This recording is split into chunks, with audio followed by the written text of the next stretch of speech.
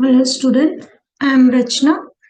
आज मैंने पहले एच टेट 2020 का एक पेपर अपलोड किया था, पार्ट 1 था वो। आज हम सेकंड पार्ट करेंगे। थर्ड अप्रोक्स 30 क्वेश्चंस रहते हैं, आज हम वो पूरा कवर कर लेंगे। Okay, so let's start the questions.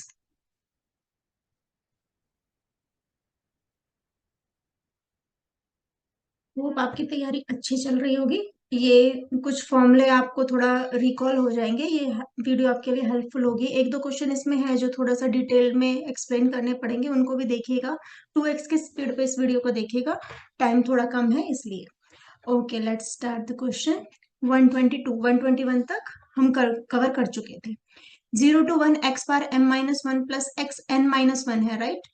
1 + x mn+1 c, ये लिमिट देखते हैं हम 0 to 1। अब ये आपका कॉन्सेप्ट है बीटा फंक्शन का।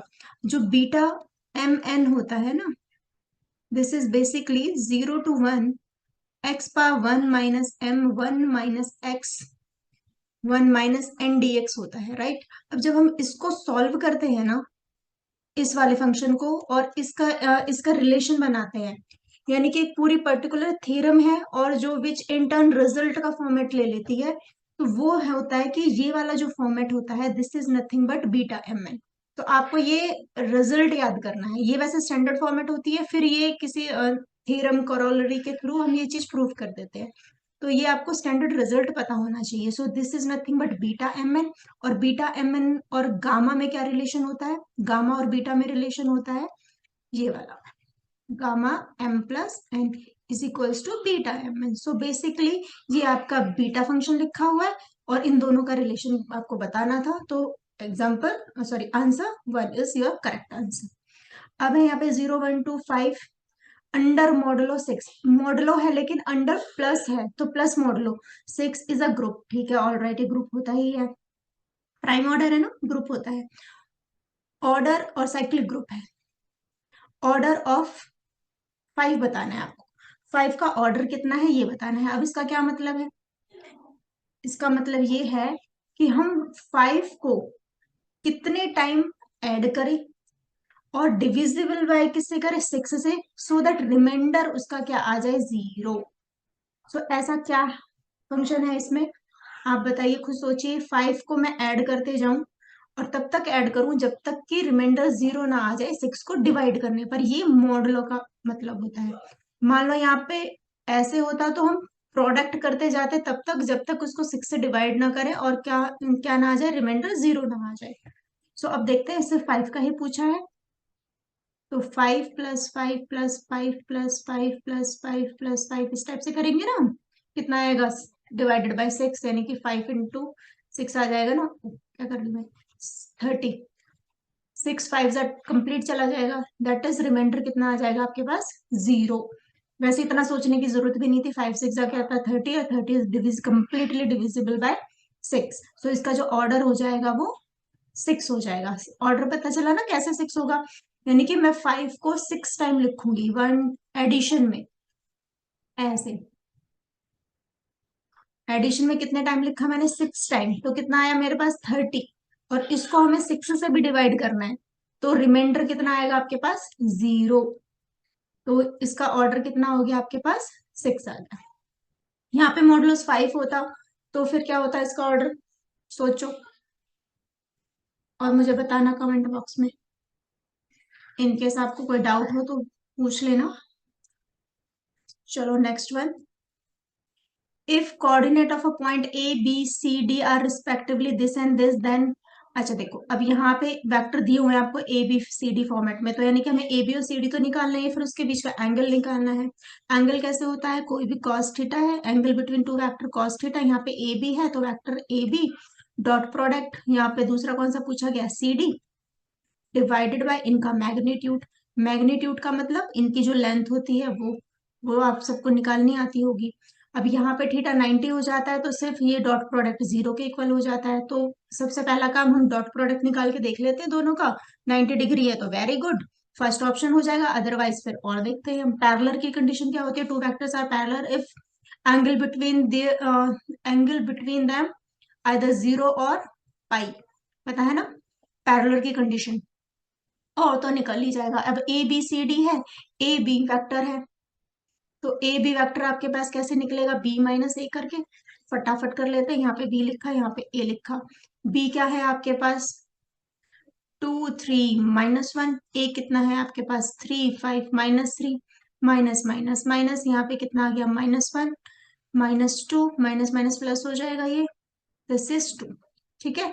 सो जो आपके पास ए बी वेक्टर जो आ गया, बी माइनस ए करते हैं ना, that is -i -2j +2k। इतना भी लिखने की जरूरत नहीं है एंट्रेंस में, बस आपको पता होना चाहिए ये वेक्टर है, दूसरे से प्रोडक्ट करके देखना होता है।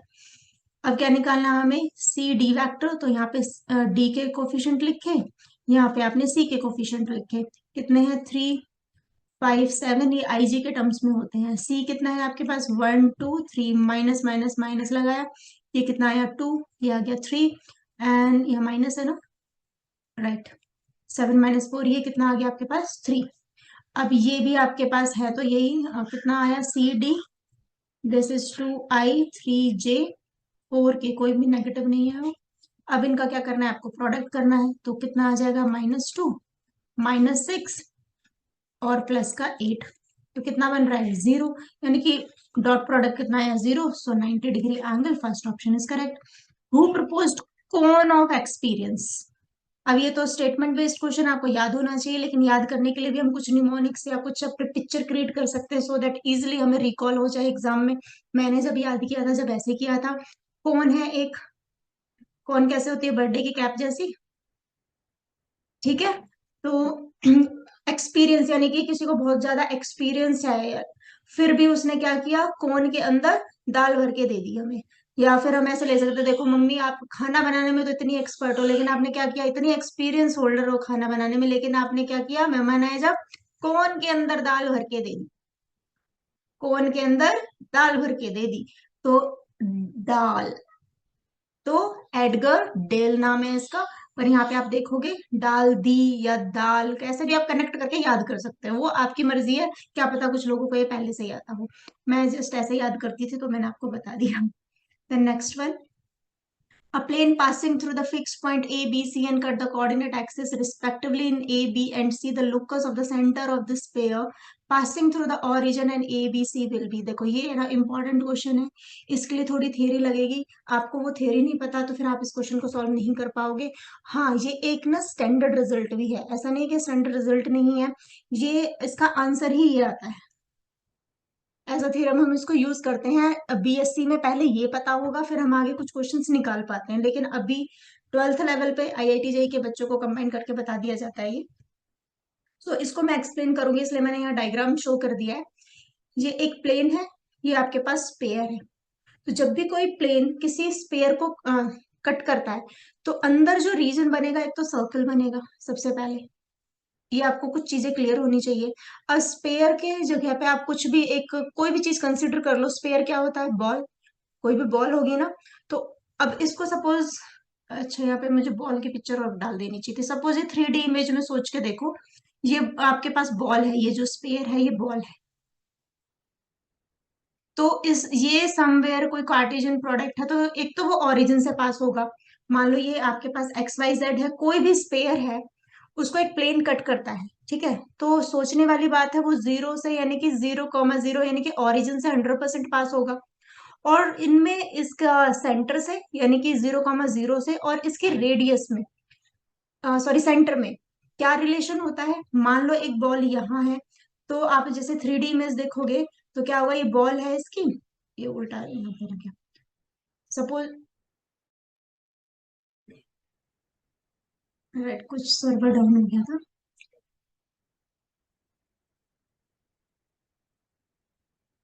Just a second please.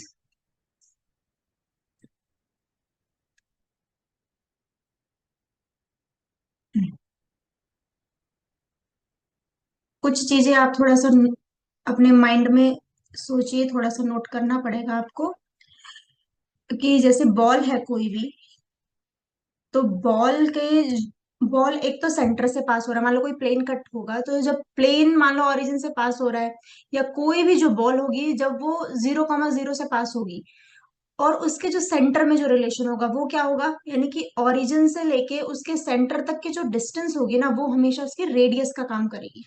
ठीक है, अब इसको क्वेश्चन को ऐसे नहीं समझना है कि मान लो ये कोई बॉल है भाई, ओरिजिन से इसका सेंटर ओरिजिन पे है ऐसे। अरे वो सर्कल नहीं है, वो क्या पूरी 3D शेप है। ठीक है, तो मान लो सेंटर का, मान लो कहीं 0 0 पे वो लटकी हुई है, सपोज वो कहीं पे 0 0 से पास हो रही है, तो वहां से उसके जो पिछली दीवार पे या आगे वाली दीवार पे जो बॉल के टच होगा, वहां से सेंटर से और उस दीवार तक की जो डिस्टेंस होगी वो क्या कहलाएगी, उसकी रेडियस। थोड़ा इमेजिन करके देखो इसको, इस क्वेश्चन को। तो ये चीजें थोड़ी सी क्लियर होनी चाहिए, फिर से मैं आपको कोशिश करती हूँ उसको समझाने की। आप इसको एक बार समझ लोगे ना तो कॉन्सेप्ट टफ नहीं है ये एक जगह और क्वेश्चन आया था, आई गेस DSSS में भी ये क्वेश्चन पूछा गया था, एज इट इज ऑप्शन भी यही थे। और यही देखो HTET में आया था।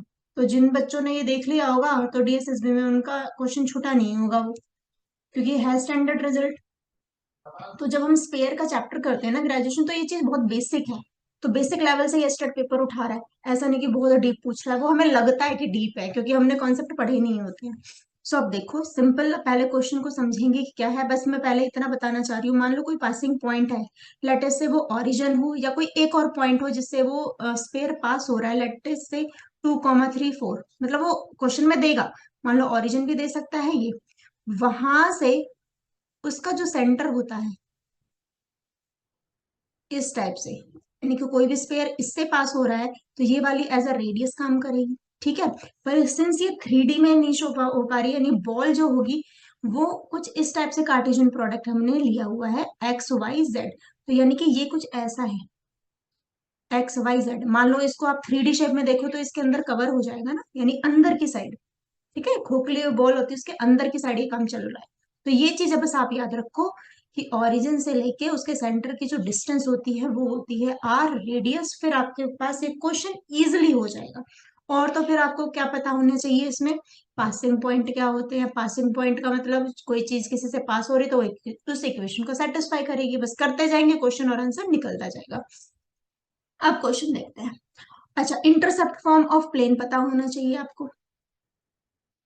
इंटरसेप्ट फॉर्म ऑफ प्लेन क्या होती है, x/a y/b plus z/c equals to 0।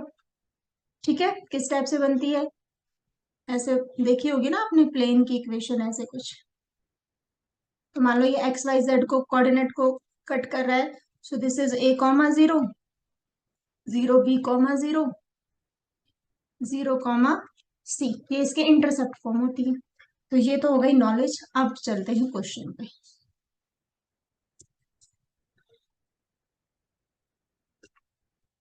जब हम ग्रेजुएशन में पढ़ते हैं ना तो ये वाला कॉन्सेप्ट होता है, जो अंदर सर्कल होता है ग्रेटर सर्कल बनता है, उसके इतने डिस्टेंस पे एक पॉइंट बनता है, ये केसेस होते हैं ना। A plane passes through the fixed point A, B, C and cuts the coordinate axes respectively in A, B and C। वो coordinate axis को कहाँ पे कट कर रहा है, प्लेन कट कर रहा है। अच्छा, प्लेन ये कट कर रहा है। ठीक है, एक्स इसको यहाँ, इसको यहाँ। The locus of the centre of the sphere passing through the origin, उसके सेंटर का लोकस बताना है। एंड ABC विल बी, और ABC and the ABC will be, यानी कि उसका फॉर्मेट बताना है। मेन तो ये है कि locus of the centre of the sphere बताना है, जो पास हो रहा हो कहाँ से, ओरिजिन से। और कहाँ से पास हो रहा हो, जहां से ये वाले पॉइंट भी पास हो रहे हैं, यानी कि जहां पे कोऑर्डिनेट एक्सिस को कट कर रहा है। चलो ये वाला जो स्पेयर है ना वो यहाँ होना चाहिए था, क्योंकि दोनों ये यहाँ लगा लो कोऑर्डिनेट एक्सिस को, यानी कि दोनों एक साथ मिला रहे। नहीं कि ऐसा स्पेयर, क्वेश्चन के आप डिटेल को समझो, ऐसा स्पेयर बताना है जो कोऑर्डिनेट एक्सिस को कट करे, और यहीं पे जो प्लेन है ना वो इनको कट कर रहा है, और उसके सेंटर का लोकस बताना है आपको। ठीक है, अब क्वेश्चन करते हैं। एक्सक्यूज।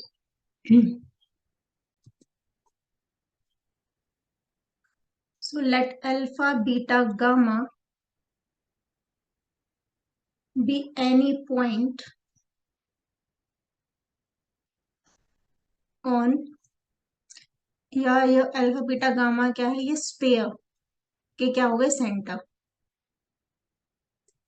पॉइंट ऑन कहाँ पे होगा ये, पॉइंट ऑन अ प्लेन लगा लो, ऑन लोकस लगा लो। लोकस हमारा सेंटर है ना, यानी इनडायरेक्ट वे में बोल रहा है कि स्पेयर का सेंटर बताना है। सो आपके पास स्पेयर की इक्वेशन क्या होती है, आई होप आपको पता हो, जैसे सर्कल की इक्वेशन होती है ना, बीच में होते हैं centre, y minus beta square z minus gamma square is equals to कितना हो जाएगा, r। अब मैंने क्या बताया, since it is passes through the origin, यानी कि ये ओरिजिन से तो पास हो ही रहा है, और यहाँ पे उसकी जो रेडियस है, यानी कि यहाँ पे कहीं उसका सेंटर मान लो हम अज्यूम करें, तो जो ये रेडियस होगी, यानी कि पिछली दीवार से जहां ये रेडियस टकराएगी, वो कितना होगा, अल्फा बीटा गामा। तो इन दोनों के बीच की डिस्टेंस क्या होगी आपके पास, रेडियस। तो रेडियस को हम क्या लिख सकते हैं, alpha square plus beta square plus gamma square, यानी कि डिस्टेंस बिटवीन 0,0 और alpha beta gamma. Under root हट जाएगा बिकॉज ऑफ स्क्वायर। अब इसको हम ओपन कर लेंगे इस पूरी इक्वेशन को, यहाँ से आ जाएगा x square y square z square. मैं डायरेक्ट लिख रही हूँ इस इक्वेशन को, आप 2x minus 2 beta gamma minus 2 beta z equals to 0। क्यों, क्योंकि यहाँ से अल्फा बीटा गामा ये इस साइड दोनों कैंसिल हो जाएंगे, बचा ये इन तीनों का कॉम्बिनेशन। ठीक है। अब हमें क्या निकालना है कि ये जो है एक्स वाई जेड को कहाँ पे इंटरसेक्ट, ये आपके पास स्पेयर की इक्वेशन आ गई। अब जो ये स्पेयर है ये वाला, ये एक्स वाई जेड को कहाँ कहाँ पे कट कर रहा है, तो ये कैसे निकाल लेंगे हम, इंटरसेप्ट फॉर्म। वैसे तो हमें पता होता है कि भाई एक्स बाई ए है, वाई बाई बी है, ये सारा हमारे पास पता है हमें, पर इस पे कैसे निकालेंगे हम, आप सोचो।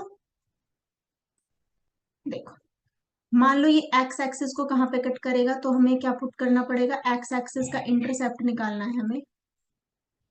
एक्स एक्सिस का इंटरसेप्ट निकलेगा व्हेन वाई और जेड दोनों क्या हो हमारे पास 0। तो हमारे पास इक्वेशन बच जाएगी x square two alpha x are 0, यहाँ से x common, x minus 2 alpha 0, तो हमारे पास टर्म आ जाएगा x equals to 0 and 2 alpha. ठीक है। अब 0 0 तो वैसे भी हमें पता है कि सेंटर के हैं, तो हम कौन सा वाला कंसिडर करेंगे, 2 alpha. In the same way जब वाई एक्सिस पे लेंगे, तो हम एक्स और जेड कोऑर्डिनेट को 0 ले लेंगे, तो वहां से वाई आ जाएगा आपके पास 2 बीटा, और जेड आ जाएगा आपके पास 2 गामा। ठीक है। तो यहाँ पे जो इंटरसेप्ट फॉर्म, यानी कि ये वाला जो पॉइंट आएगा, ये एक्चुअली प्लेन जो है ना, वो यहाँ से ऐसे जाना चाहिए। बस ये थोड़ा सा डायग्राम में इन्होंने हल्की सी गड़बड़ करी है, ज्यादा नहीं। और ये वाला यहाँ टच होना चाहिए, क्योंकि ये इंटरसेक्ट है ना, इसलिए। तो यहाँ पे जो ये वाला पॉइंट है, ये कितना आ गया आपके पास, 2 अल्फा 0 0। ये वाला पॉइंट 0 2 बीटा 0 0। और जो जेड एक्सिस पे जो ये दोनों कट कर रहे हैं, एक्चुअली ये जो चीज है पीछे बॉल की तरफ भी तो कट करेगी ना। तो आइडियली है ये वाला जो है, मान लो यहाँ पे शो होता तो आपको लगता कि ये सही है, पर ये पीछे बॉल भी तो है ना, पीछे 3D शेप में है, खोखली बॉल होती है। तो ये वाला जो पॉइंट है वो आ गया 0,02 गामा, जहां पे स्पेयर और प्लेन दोनों एक दूसरे को कट करते हैं। तो ये वाले पॉइंट हमें पता चल गए। अब इक्वेशन ऑफ अ प्लेन, जो इंटरसेप्ट फॉर्म होती है वो कौन सी होती है, इक्वेशन इंटरसेप्ट, सॉरी, स्पेयर की इंटरसेप्ट फॉर्म क्या होती है अब आपके पास, अभी बताई थी मैंने, एक्स बाई ए वाली फॉर्मेट। तो बस जहां जहां पे चीजें हैं वहां रखते जाओ और आंसर आ जाएगा। X by a, y by b, z by c equals to कितना होता है आपके पास 1। तो ये ए बी सी, ये दूसरे वाले ए बी सी हैं, ये वाले नहीं। तो यहाँ पे एक्स बाई 2 अल्फा आ जाएगा, वाई बाई 2 बीटा आ जाएगा, z by 2 gamma equals to 1। That is x by alpha, y by beta, यहाँ पे z by gamma is equals to 2। अब जो ये प्लेन है वो ए बी सी से भी पास हो रहा है, तो एक्स वाई जेड के प्लेस पे आप ए बाई ये लिख दो। ठीक है। अब सिंस अल्फा बीटा गामा क्या लिए थे हमने, locus of the centre, which is in turn क्या होते हैं हमारे पास, स्पेयर का पार्ट होता है ना, स्पेयर के इन टर्म्स ऑफ हमें किसी लोकस को लिखना होता है, किसी भी कर्व के उसमें लिखना होता है फॉर्मेट में, तो हम लोकस को किस में कन्वर्ट कर देते हैं, एक्स वाई जेड के कोऑर्डिनेट के अकॉर्डिंग। तो x b y c z equals to 2, जिसका लोकस बताना होता है उसी की फॉर्मेट में लिख देते हैं ना लास्ट में। तो this is your answer. Hope it's clear. थोड़ा सा आई अंडरस्टैंड, थोड़ा सा जिसने कभी ये टॉपिक टच नहीं किया होगा थोड़ा सा टफ लगेगा, लेकिन इसको आप कर लेना, आपके भविष्य के लिए काफी अच्छा क्वेश्चन है। अब नेक्स्ट क्वेश्चन,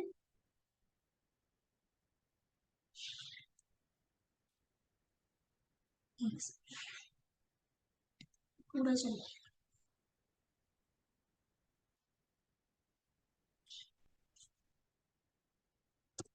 देखो मैथ्स जिन्होंने ले ली ना, ये लगा लो और सब्जेक्ट से तो देखो टफ है ही। टफ इन द सेंस सबसे ज्यादा जो प्रैक्टिस है वो मांगता है मैथ्स। और चाहे दुनिया का कोई भी सब्जेक्ट हो, मैथ्स सर्वोपरि है ही। एक फिजिक्स, फिजिक्स में भी न्यूमेरिकल्स है, अंडरस्टैंडिंग बेसिस सभी है, यानी जो साइंस बैकग्राउंड है भाई, मैथ्स तो मैथ्स है ही, उसमें टाइम टेकिंग भी है। आप ऑप्शंस एलिमिनेशन तो भी कर सकते हो, वो भी तब जब आपने बहुत अच्छे से प्रैक्टिस हर चीज की हुई हो, राइट। तो मैथ्स है देखो, सर्वोपरि है। तो इसके लिए सर्वोपरि हो आप स्टूडेंट, तो सोचो ना कितनी मेहनत करनी पड़ेगी आपको। केवीएस की भी वैकेंसी आ गई है। तो मैं तो, जो केवीएस के लिए एलिजिबल है, सिर्फ एक ही बात कहना चाहूंगी कि केवीएस में सिलेक्शन सिर्फ उन्हीं का नहीं होता जो वो लेना नहीं चाहते। क्योंकि केवीएस एक ऐसा एग्जाम है, उसमें एटलीस्ट आपको है ना बिल्कुल एक परफेक्ट पैटर्न मिलता है जो किसी और एंट्रेंस में नहीं मिलेगा। एचटेट हुआ, डीएसएसबी हुआ, आप कोई भी पेपर उठा के देख लो, इन्होंने सिलेबस डिफाइन भी नहीं किया हुआ, और सिलेबस डिफाइन किया भी हुआ है थोड़ा बहुत तो बताते कुछ है और पता नहीं आ क्या जाता है। ठीक है, तो डीएसएसबी का तो वैसे भी कुछ भी नहीं है, लेकिन केवीएस में तो सिलेक्शन सिर्फ उन्हीं का ही नहीं होता जो लेना ही नहीं चाहते, क्योंकि बड़ा पर्टिकुलर सा सिलेबस आता है, सब कुछ डिफाइन किया हुआ है उन लोगों ने। अब वो भी नहीं पढ़ोगे तो फिर कैसे काम चलेगा। तो अभी तो आप एस्टेट पे फोकस करो, लेकिन केवीएस कोशिश करो, निकालना चाहो तो आप इजिली कर सकते हो। जो एचटेट पढ़ लिया भाई, उसके लिए केवीएस नहीं है टफ, मैथ्स वाले स्टूडेंट्स के लिए मैं बार बार कह रही हूँ। केवीएस तो बहुत ही बढ़िया स्टैंडर्ड एग्जाम है। कम से कम पढ़ने वाले बच्चों के लिए एक आशा की किरण है कि भाई चलो, हमने एनसीईआरटी, आरडी शर्मा, ये हमने करा हुआ है, हमारा बेस क्लियर है, तो हम निकाल पाएंगे उसको। और एग्जाम्स की तरह नहीं है कि पढ़ रहे हैं आएगा क्या नहीं आएगा, कुछ पता पता नहीं है। तो केवीएस केवीएस है। और कई लोग भाई उसके लिए सोचते हैं कि नहीं हमें नहीं जाना, तो वो एक अलग चीज है। चलो अब क्वेश्चन करते हैं, the area bounded by the curve y square x cube and y is equals to 2x। ठीक है, अब ये क्वेश्चन भी अपने आप में बड़ा अच्छा क्वेश्चन है, बड़ा ही अच्छा क्वेश्चन और सुलझा हुआ क्वेश्चन। अब देखो बेसिकली हमें एक्सपर्ट होना होता है इन वाले क्वेश्चन में, इस टाइप के या इस टाइप में पॉइंट ऑफ इंटरसेक्शन निकालने में वो सब माहिर है। हम मैथ्स के स्टूडेंट है, ठीक है। The area bounded bye these two curve, ठीक है जी, और y equals to 2x। Either आपको इसका ग्राफ पता हो तो वेल एंड गुड, नहीं पता हो तो भी कोई बात नहीं, हम थोड़े एक आइडिया से इनको निकाल सकते हैं। तो सबसे पहले हम देखते हैं y इक्वल्स टू 2x का ग्राफ। तो ये तो एक इक्वेशन ऑफ अ लाइन है विच पास थ्रू द ओरिजिन। इसका तो कोई है नहीं, 0,0 रखोगे दोनों सेटिस्फाई कर रहे हैं ना, तो एक स्ट्रेट लाइन आ गई, तो इसकी तो कोई दिक्कत है ही नहीं। दिक्कत है भैया इसका ग्राफ कैसे बनाए। अब एक तो एक्स क्यूब दिया हुआ है, लेकिन यहाँ पे ऊपर वाई स्क्वायर भी दिया हुआ है। वाई स्क्वायर का मतलब जो वाई के कोऑर्डिनेट है वो आपके पॉजिटिव में रहने वाले हैं, लेकिन नेगेटिव साइड का जो हिस्सा आएगा वो हमें कवर करना ही नहीं है। ठीक है, तो सबसे पहले तो ये देखना है हमें। तो सबसे पहले जब इस टाइप का क्वेश्चन भी आता है ना, वाई स्क्वायर एक्स क्यूब, तो वाई स्क्वायर यानी कि कहीं ना कहीं आपके पास मिरर इमेज बनेगी। क्यों मिरर इमेज बनेगी, देखो जैसे आपको अगर एक्स स्क्वायर का ग्राफ आता है, तो एक्स स्क्वायर का ग्राफ देखो कैसे आता है, ये होता है ना एक्स स्क्वायर का ग्राफ, बच्चे बच्चों को पता है, यानी कि वाई एक्सिस के अबाउट इसकी मिरर इमेज। वाई पैराबोला आपने पढ़ा है, y square is equal to 4ax, तो इसके अबाउट इसकी मिरर इमेज वाई एक्सिस के अबाउट। ठीक है, तो ये तो कंफर्म है कि वाई स्क्वायर है, तो मिरर इमेज तो बननी ही है आपकी। अब आपके पास है एक्स क्यूब। एक्स क्यूब का ग्राफ किस टाइप से बनता है, कुछ इस टाइप का बनता है भाई। वाई स्क्वायर, एक्चुअली हम इसको है ना ऐसे भी लिख सकते हैं, वाई इज इक्वल्स टू, मान लो हम अंडर रूट दोनों साइड लेना, तो ये मॉडुलस आ जाएगा ना यहाँ पे, x3/2। तो मॉडुलस में क्या होता है, इसका जो ये नेगेटिव वाला रीजन होता है ना, वो ऊपर पॉजिटिव में आ जाता है। पर नहीं, ये वाला तो लॉजिक यहाँ नहीं लगेगा, क्योंकि यहाँ से फिर से मिरर इमेज लेनी है हमें, क्योंकि वाई स्क्वायर का फॉर्मेट है। तो जो ये वाला कर्व आएगा ना, वो आपका कुछ इस टाइप से आएगा। मैं बताती हूँ इसको, और किसी ढंग से भी हम समझ सकते हैं, ऐसे और ऐसे। कर्व तो आपका ये बनना है। अब ये बनना कैसे है वो मैं बताती हूँ, देखो मान लो बिल्कुल भी ग्राफ की नॉलेज नहीं है, बिल्कुल भी नहीं आता, तो भी हम इसको आइडिया से कर सकते हैं। वो कैसे, देखो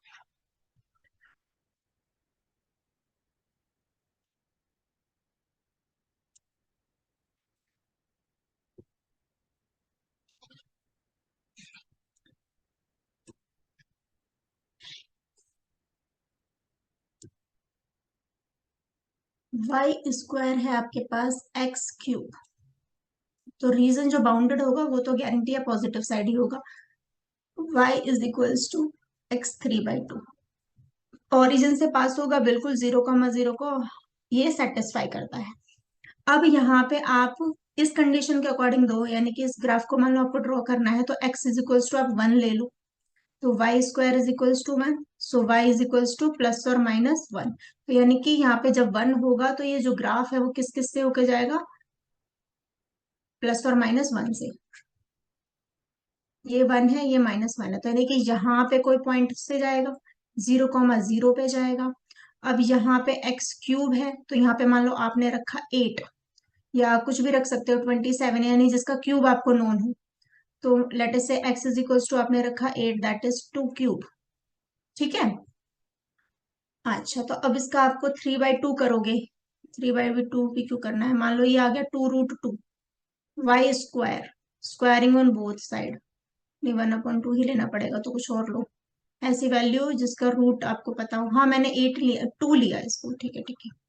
x इक्वल्स टू मैंने लिया 2, तो ये हो गया आपके पास Y square is equals to 8, यानी कि y इज इक्वल्स टू कितना आ गया आपके पास, अंडर रूट लोगे ना इसका, तो 2√2 यानी कि 2 × 1.14 समथिंग, तो यानी कि 2.8 समथिंग। तो इसकी वैल्यू किधर जाएगी, कहाँ, यहाँ। तो जब आप ऐसे पॉइंट निकालोगे ना, तो आपको ऐसे ये कर्व नजर आता रहेगा, कुछ ऐसा आइडिया होगा। ठीक है। और y equals to 2x graph कुछ ऐसे जाएगा, मतलब ये ऐसे। तो जो शेडेड पोर्शन आ जाएगा ना आपका, ये वाला आ जाएगा। फिर भी थोड़ा आइडिया लग गया कि कैसे आएगा, तो आप पॉइंट रख के देखना। अब एक एक पॉइंट बताऊंगी तो थोड़ा सा टाइम कंज्यूम होगा। आप इस लॉजिक को थोड़ा सा अप्लाई करना और देखना कि किस टाइप से चीजें हो रही हैं। तो जो इसका फाइनल ग्राफ निकल के आएगा वो ऐसे आएगा आपके पास, इस टाइप से, और दूसरा निकल के आएगा ऐसे।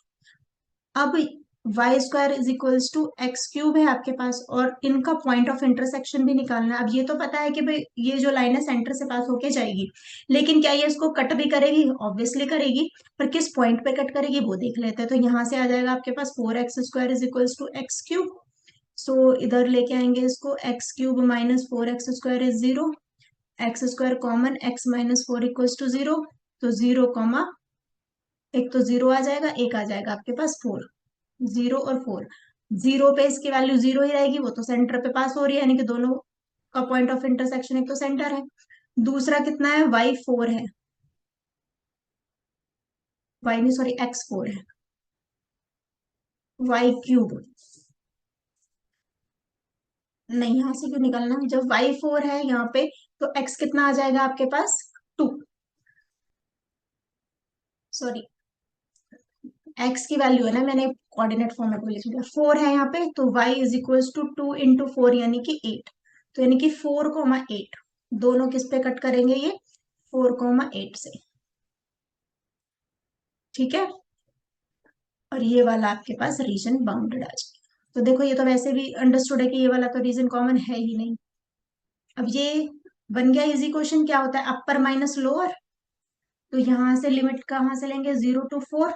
अपर क्या है आपके पास, अपर माइनस लोअर निकाल सकते हैं इसको, यहां से यहां तक ऐसे भी कर लो, या वैसे इजी है। अपर कौन सा है आपके पास, लाइन, लाइन कितनी है 2x, माइनस माइनस क्या करोगे आप, parabola, which is what, x³ divided by 2, यहाँ से y कितना आ जाएगा, x3/2 dx। अब इसको आप सॉल्व कर लेना, सॉल्व, आई होप आपको इसका इंटीग्रेशन पता है, आप इसको सॉल्व करना और इसका आंसर आ जाएगा 16/5। ठीक है। कॉन्सेप्ट अभी मैं समझा रही हूँ, ये तो बहुत टाइम लग जाएगा। Now move to the next question. ये क्वेश्चन भी अच्छा क्वेश्चन है, एक इसमें मिस्टेक है इस क्वेश्चन में, इस मिस्टेक की वजह से बड़ी दिक्कत हो जाती है एग्जाम में ना। A × B ये है, ये क्यों हुआ क्रॉस, कैसे पता चला मुझे, देखो जहां पे आप देखो डॉट प्रोडक्ट, डॉट प्रोडक्ट, ये भी कोई A and B का होल स्क्वायर है, तो ये फाइनल जो रिजल्टेंट आएगा ना वो नंबर्स में आएगा, यानी आई जे के का फॉर्मेट कहीं पे भी नहीं आएगा। और वैसे भी एक फॉर्मूला होता है हमारे पास, relation between cross and dot product is A dot B square is equals to modulus A square modulus B square. ठीक है, तो ये मॉडुलस यानी आई जे, ये लेंथ ऑफ द वेक्टर आ गई। लेंथ ऑफ द वेक्टर यानी numbers, यानी स्केलर फॉर्मेट में होती है, ये भी स्केलर फॉर्मेट में है। यहाँ पे भी देखो मॉडुलस है यानी नंबर फॉर्मेट है, तो पूरा नंबर ही लिखा हुआ है, स्केलर फॉर्मेट में ही है ये। तो फॉर्मूला तो ये हो गया। अच्छा, अब ये क्या है, लेंथ। अब यहाँ पे क्वेश्चन में हमें मॉड तो सॉरी मॉड तो कहीं पे मेंशन किया हुआ नहीं है, तो इसको भी हम रीराइट लिख सकते हैं ऐसे। बात एक ही है, क्यों? क्योंकि मॉडुलस भी एक लेंथ है, ये भी एक लेंथ है, ये भी एक वेक्टर है, ये भी कोई नंबर है, ये भी कोई नंबर है, क्योंकि इनके ऊपर देखो वेक्टर मेंशन नहीं है। ठीक है, वेक्टर मेंशन नहीं है, तो आप इनको क्या लिख सकते हो, ए स्क्वायर एंड बी स्क्वायर। बस क्वेश्चन खत्म। अब आपको क्या वैल्यू निकालनी है, इसको इधर ले आओ। तो A square B square minus of A cross B whole square is equals to A dot B whole square. Very first option is correct. Now 129, if a b c are positive real number which are in gp, then this equation and this equation have a common root if this। अब देखो ये है ना result होता है, और इन्होंने result को छाप के यहाँ दे दिया है, यानी कि two equation have a common root if the ratio between their coefficients are equal. यानी कि जो ये वाले फंक्शन है ना, मान लो यहाँ पे ये क्वेश्चन, मान लो ये जीपी वगैरह कुछ नहीं लिखा होता, सिर्फ ये आता कि these two equation have a common root, then तो हम क्या लिखते, एफ सी। तो ये तीनों के तीनों क्या हो जाएंगे आपके पास, इक्वल हो जाएंगे। ये एक रिजल्ट होता है, मैं आपको बता रही हूँ, इनकेस कहीं आपके यूज में आ जाए, कोई क्वेश्चन आ जाए। लेकिन यहाँ पे थोड़ा सा क्वेश्चन घुमा दिया है, जीपी में दे दिया है। अब ये क्वेश्चन ना दो तरीके से हो सकता है, लेकिन जब दूसरे तरीके से हम करने बैठेंगे ना, तो वहां पे दिक्कत आ रही है कि मान लो हम इक्वल लेंगे यहाँ पे कॉमन रूट, सो नंबर्स ऐसे लेने पड़ेंगे कि जो जीपी में हो, दोनों इक्वेशन को सेटिस्फाई करें, फिर आपको बताना है कि वो एपी में है, जीपी में है, किस में। मान लो मैंने ये लिया कि these three numbers are in GP, एक ट्राई कर रही हूँ। हालांकि ये मतलब आंसर इससे निकलेगा नहीं, पर आपको मैं बताना जा रही हूँ कि एग्जाम में ये अप्रोच भी क्वेश्चंस में लग सकती है। जैसे मैंने लिया यहाँ पे 2 4 6, राइट। तो ये आपके पास है ना, जीपी है, तो मैं यहाँ से क्वाड्रेटिक बना सकती हूँ। यानी ये बन गई आपके पास 2x स्क्वायर प्लस बी कितना है 4, यानी कि 8x प्लस का सी हो गया आपके पास 8 इक्वल्स टू 0। ठीक है, अब हम ले सकते हैं कि ए बी सी तीनों इक्वल है, क्योंकि कॉमन रूट है ना, तो दोनों के कॉमन रूट आएंगे, फिर इनका रेशियो इक्वल है। फिर उससे कुछ कंक्लूजन आ सकता है हमारे पास कि ये जब तीनों इक्वल है, are they in AP GP और व्हाट। ठीक है, क्योंकि जो इनका रूट निकल के आएगा वो इसका आएगा 16, 4 into 4। तो यहाँ से आपके पास divided by two that is, यहाँ पे मैं कर ही देती हूँ उसको, 2x square 4x plus 4x plus का 8, 2x प्लस 2। मैं सिर्फ आपको ये अप्रोच बताना चाह रही हूँ कि भाई हाँ, इस टाइप से क्वेश्चन निकलते हैं। अभी मैं खुद कह रही हूँ इस वाली अप्रोच से क्वेश्चन निकलेगा नहीं। तो यहाँ x इज इक्वल्स टू एक आ गया 2, x इज इक्वल्स टू आ गया एक -1। ठीक है, ये इनके आ गए रूट। तो जब ये रूट है, तो इनका भी एक रूट ये कॉमन होना चाहिए। तो लेट अस से कि एक कॉमन है, जरूरी थोड़ा ना दोनों भी तो कॉमन हो सकते हैं ना, कि जब ये इक्वल का सेंस बनाए।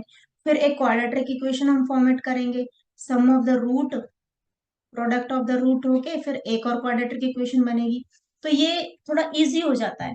पर इस क्वेश्चन में ना ये वाली कंडीशन देख के थोड़ा सा गड़बड़ कर दी। तो बस मैं ये बताने की कोशिश कर रही थी कि इस टाइप के क्वेश्चन ना कहीं एग्जाम में हेल्प कर जाते हैं, इनकेस हम वैल्यू लेंगे।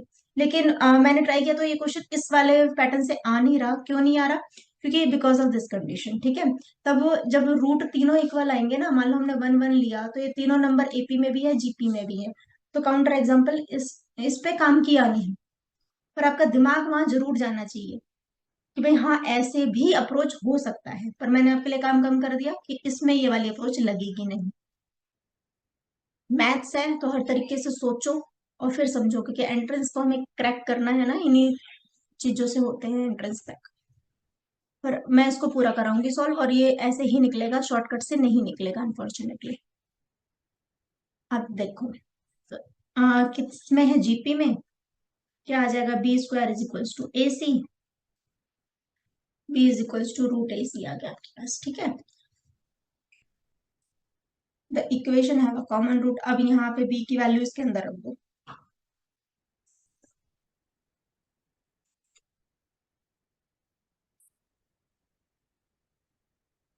0।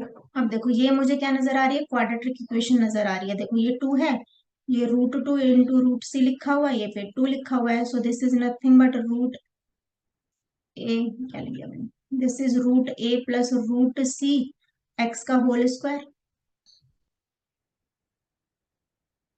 एक्स, ठीक है। तो this is root A X plus root C is equals to 0।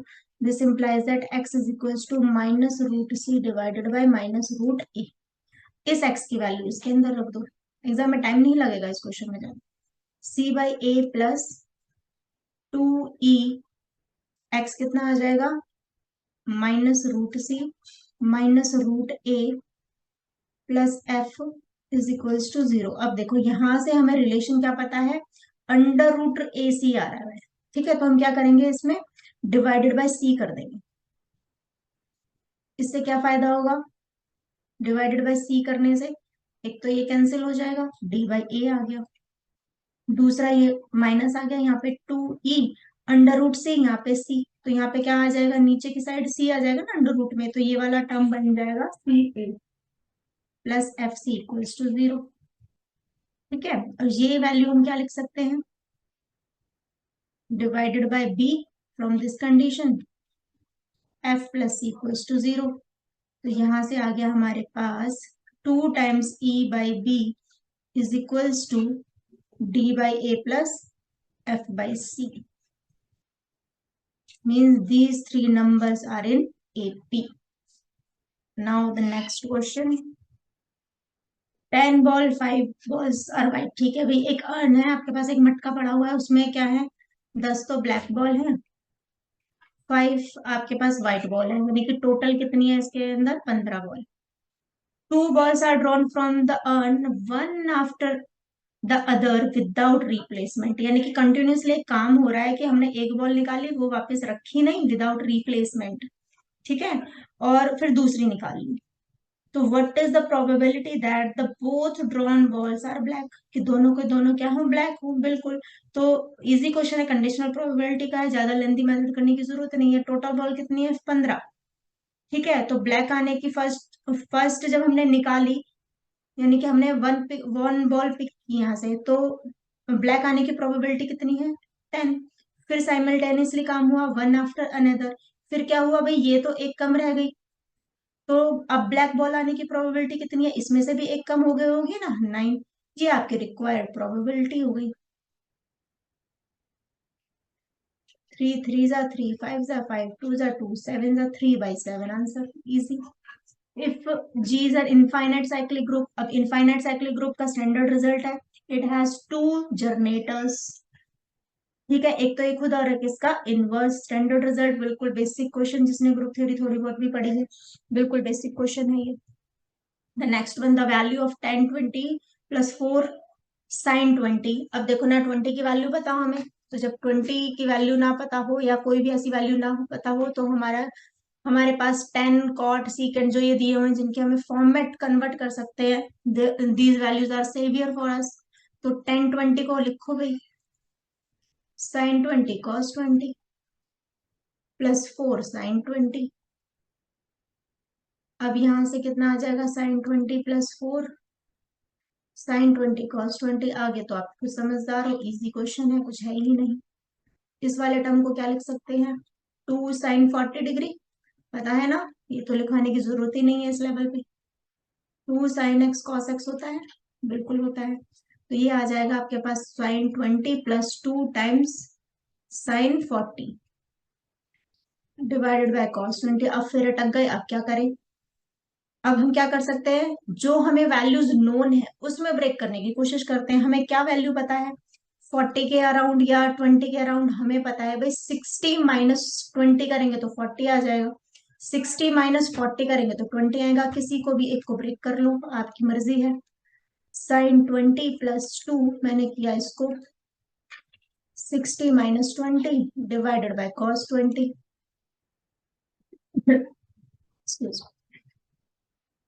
Sign 60 cos 20 minus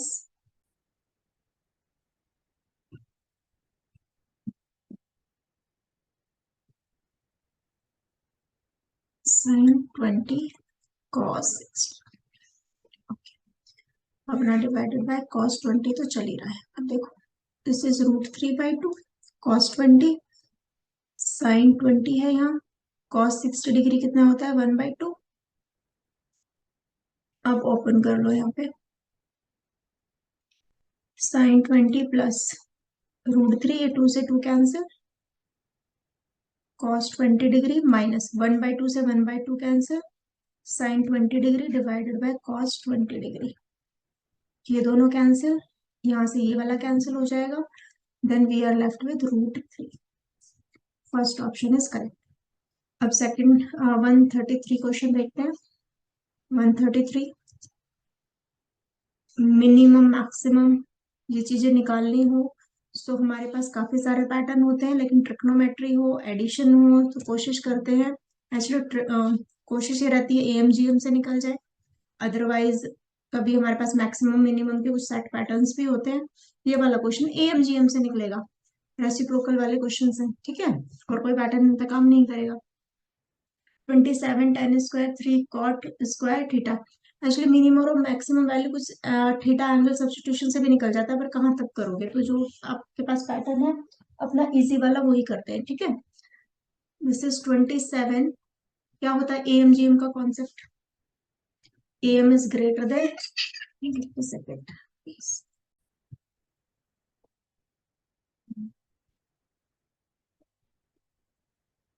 तो देखो AM is greater than GM so AM कितना होता है तो A B is greater than √of AB ठीक है। If A B C are in मतलब कोई if A B C are 3 numbers then A M between is a+b/2 और gm आपको पता है √AB। बस वही कॉन्सेप्ट लगाना है यहाँ पे 27 tan² theta plus 3 cot² theta divided by 2 equals to and greater than भी होता है यहाँ पे इक्वल्स टू यहाँ पे आ जाएगा आपके पास 27 × 3। अब tan और cot एक दूसरे के रिवर्स होते हैं ना तो कैंसिल हो जाएंगे tan इक्वल्स टू 1/cot होता है ना तो मैं नहीं लिख रही हूँ यहाँ पे कितना आ जाएगा 81। हाँ हाँ 81 ये कितना हो जाएगा 9 ये 2 चला जाएगा इधर equals to 18 so equals to condition है 18 is right answer.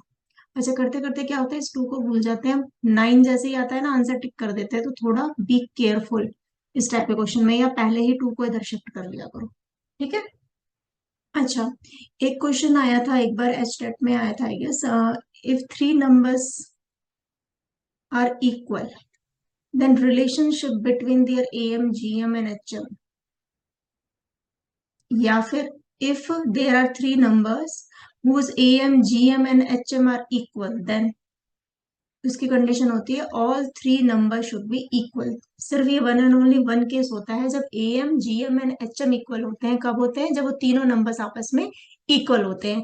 Like for example आपने 1 1 1 ले लिया ये AP बना रहे देख लो 2B इज इक्वल्स टू 2 मतलब सम ऑफ 2 नंबर्स ये कितना है B1 ओहो ये है ना यानी बीच का डबल इन दोनों के एडिशन के बराबर है ना कंडीशन सेटिस्फाई A+C √B² ले लो आप 1 इक्वल्स टू √AC × 1 आएगा तो 1 इक्वल्स टू 1 तो GM इक्वल्स टू आ गया। ऐसे HM निकालोगे 2 डिवाइडेड बाय 1 + 1 लिख दोगे तो × 1 कैंसिल तो यानी कि वही 1 आ जाएगा। यानी कि जब तीनों नंबर आपस में इक्वल हो तो क्या होंगे उनके AM, HM और GM हमेशा बराबर होंगे।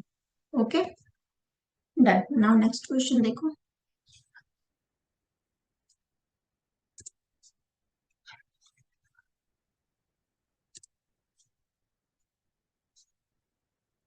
if 4 + 3 iota 3 - 4 iota is equals to x + iy then x + iy equals to what। देखो इजी क्वेश्चन है कुछ करना ही नहीं है इसमें भी बेसिक क्वेश्चन, इतने सब स्टूडेंट समझदार हैं। न्यूमरेटर डिनोमिनेटर में कर दो कॉन्जुगेट का मल्टीप्लाई। यहाँ पे 3 4 है, यहाँ नीचे कितना आएगा, 3 square plus 4 square. Pythagoras triplet से 5 स्क्वायर आ जाएगा, यानी कि 5 आएगा नीचे, सॉरी 5 स्क्वायर आएगा। ये क्या है आपके पास, अयोटा वाई दिया हुआ है। पता है ना आपको, a plus iota B, A plus A minus iota B is equals to A square plus B square होता है, बिकॉज ऑफ दिस अयोटा। ऊपर से देख लो, 12 16 अयोटा प्लस 9 अयोटा माइनस 12। मैं डायरेक्ट लिख देती हूँ उसको, 4 3 12, अयोटा स्क्वायर इज माइनस हो जाएगा, तो ये कुछ नहीं है। नीचे 3 4 सबका स्क्वायर होगा तो नीचे 25 आ जाएगा। ये कैंसिल। अब देखो सारा इमेजिनरी पार्ट बच गया, रियल क्या है, एक्स। तो जब, ऑब्वियस बात है, इसको आगे सॉल्व भी कोई करना। जब आप इस रियल पार्ट को देखोगे तो x इक्वल्स टू कितना आ जाएगा, 0। जैसे रियल पार्ट आया x डिवाइडेड बाय 0, तो 0 बाय समथिंग, तो आंसर 0 ही आएगा। आगे सॉल्व भी क्यों करना, फर्स्ट ऑप्शन। अब आते हैं 135, वेरी इंपॉर्टेंट क्वेश्चन। ये सेम क्वेश्चन 2019 में भी था, 20 में भी दे दिया, लेकिन यहाँ पे 20 में पूछा है, थोड़ा सा आगे बढ़ा दिया उस क्वेश्चन को। वहां पे इस क्वेश्चन का आंसर आ रहा था 9, यहाँ पे आएगा 5। क्यों आएगा वो देखते हैं। देखो, वहां पे क्वेश्चन था, the area bounded by this parabola, the tangent to the parabola 2 3 x equals to 0 and y equals to 0। ठीक है, ये मैंने आपको 2019 के पेपर में करवाया भी हुआ है। ये वाली जो कंडीशन थी वहां पे ये नहीं दिया हुआ था। अब देखो y इक्वल्स टू 0 से बाउंडेड जैसे ही हुआ तो पूरा क्वेश्चन चेंज हो गया। ठीक है, वहां पे 9 स्क्वायर यूनिट आ रहा था, यहाँ पे 5 आएगा। अब आपको वही पैराबोला ड्रॉ करना आना चाहिए, और टेंजेंट की इक्वेशन पता होनी चाहिए। क्यों पता होना चाहिए, the tangent to this parabola. तो इक्वेशन ऑफ अ लाइन तो चाहिए ना, टेंजेंट एक लाइन होती है जो पैराबोला को टच कर रही है, तो वो हमें पता होनी चाहिए। अब वो क्या होगी वो देखते हैं।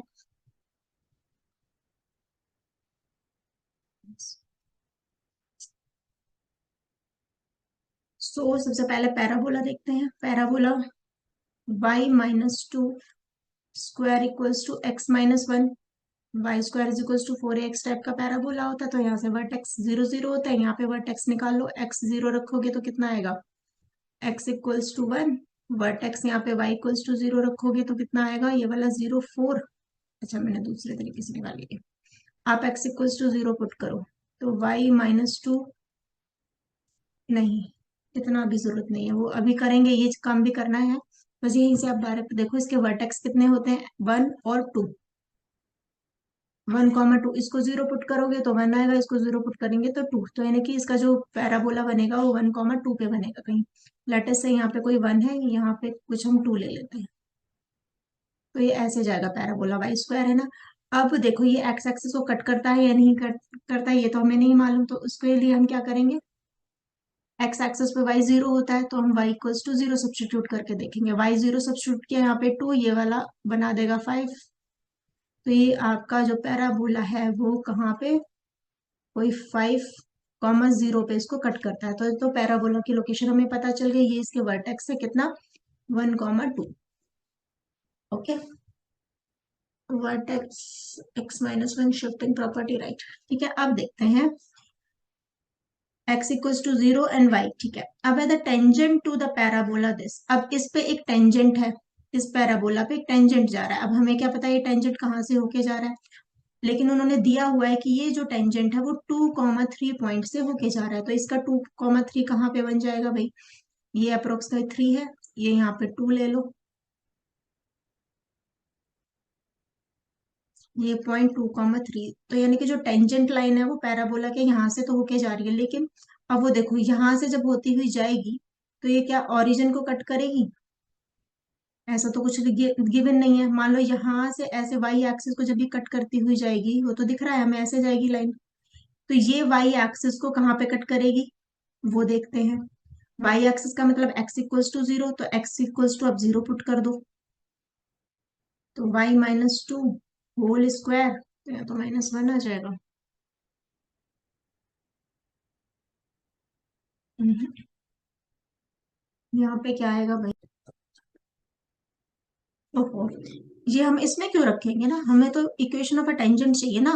ये देखो ये मिस्टेक होती है, मैंने पहले लाइन ड्रॉ कर दी ना, टेंजेंट टू द पैराबोला वाले से इक्वेशन तो निकालनी पड़ेगी। So tangent, equation of a tangent क्या होती है आपके पास, पासिंग थ्रू वन पॉइंट दिया हुआ है, y-y1, यहाँ पे होता है mx-2। ये m क्या होता है, इसका टेंजेंट जो कहाँ से निकलेगा, जिसको ये टच कर रहा है, टच कौन किसको कर रहा है, पैराबोला को। तो इससे आप निकाल लो भैया इसका स्लोप क्या है, x-1, 2y-2, y dash is equals to 1 आया, y dash is equals to 1 divided by 2, y-2 आ गया।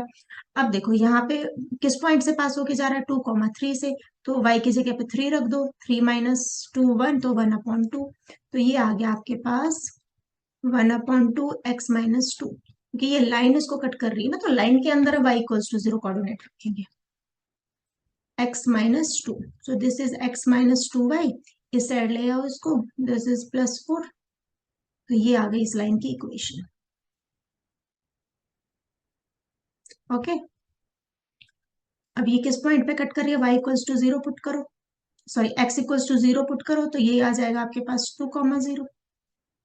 ये वाला जो लेंथ आ गई, ये आ गई आपके पास 2 अप्रोक्स, यहीं पे आ गई, मतलब इससे ऐसे मान लो इसको, सवर एक्स भी एट इक्वल्स टू 2 पे था। अब ये लाइन एक्स एक्सिस को कहाँ पे कट करेगी, वैसे उसकी जरूरत है नहीं, पर फिर भी एक्स एक्सिस को यानी कि y0 रखेंगे, तो -4,0। तो ये आपका डायग्राम बन गया। अब देखो जो पैराबोला है कहीं ना कहीं यहाँ पे भी तो कवर हो रहा है ना, ये y कहाँ तक जा रहा है, ये 3 तक, 3,0। तो ये वाले आपके पॉइंट्स हो गए। ठीक है, अब देखो जो रीजन जो हमारा शेडेड है वो कौन सा आएगा, देखो ये वाला भी लेना पड़ेगा हमें, क्योंकि ये भी इसके थ्रू आ रहा है, ये एक ट्राइंगल बन रहा है यहाँ पे, ये वाला भी शेडेड पोर्शन है। तो एक्चुअल शेडेड पोर्शन तो हमारा ये है जो लाइन और इसके अंडर आ रहा है, लेकिन कवर पूरा ये हो रहा है। तो हम क्या करेंगे, इस पूरे का निकाल के यानी कि इस ट्रायंगल को बाद में ऐड कर देंगे, ये आपका शेडेड पोर्शन है टोटल। ठीक है, ये लाइन के थ्रू, ये वाला पैराबोला के थ्रू, तो टोटल आपके पास ये वाला शेडेड रीजन आ गया।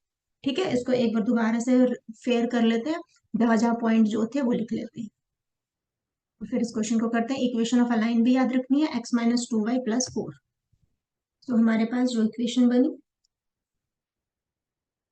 देखो कुछ नया नहीं है, आपको टेंजेंट के इक्वेशन पता है, पॉइंट ऑफ इंटरसेक्शन निकालने आते हैं, तो कोई बड़ी चीज थोड़ी ना है, बस स्पीड से काम होना चाहिए।